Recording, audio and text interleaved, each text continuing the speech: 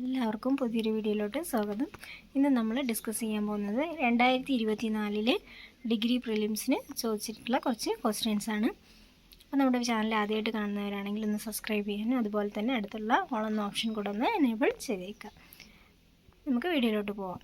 First question, 2023 വിംബിൾട്ടണിൽ വിജയം നേടിയത് ആരാണ്? Carlos Alcaraz. 2023 വിംബിൾട്ടണിൽ വിജയം നേടിയത് ആരാണ്? Carlos Alcaraz. അടുത്ത ക്വസ്റ്റ്യൻ, ആദ്യത്തെ വയലാർ അവാർഡ് നേടിയ പുസ്തകം? അഗ്നിസാക്ഷി. അഗ്നിസാക്ഷിയാകുന്നു ആദ്യത്തെ വയലാർ അവാർഡ് നേടിയ പുസ്തകം.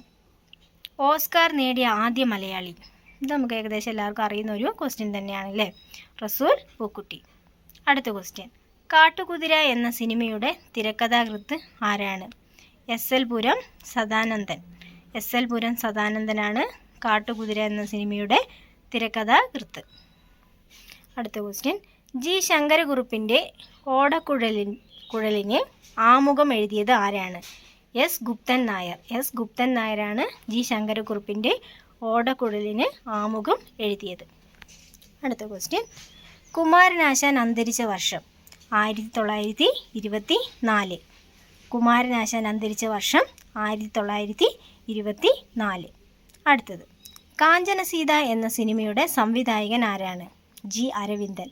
ജി അരവിന്ദനാണ് കാഞ്ചനസീത എന്ന സിനിമയുടെ സംവിധായകൻ. അടുത്ത ക്വസ്റ്റ്യൻ, 2022 ഫിഫ ലോകകപ്പിലെ അർജൻറ്റീന ഫുട്ബോൾ ടീമിൻ്റെ പരിശീലകൻ ആരായിരുന്നു? Lionel Scaloni. ലയണൽ സ്കലോണിയാണ് 2022 ഫിഫ ലോകകപ്പിലെ അർജൻറ്റീന ഫുട്ബോൾ ടീമിൻ്റെ പരിശീലകൻ. അർജൻറ്റീന ഫുട്ബോൾ ടീമിൻ്റെ പരിശീലകനായിരുന്നു ലയണൽ സ്കലോണി. അടുത്ത ക്വസ്റ്റ്യൻ, കേരളത്തിലെ ഏത് ജില്ലയിലാണ് തുഞ്ചൻ പറമ്പ് സ്ഥിതി ചെയ്യുന്നത്? മലപ്പുറം ജില്ലയിലാണ്.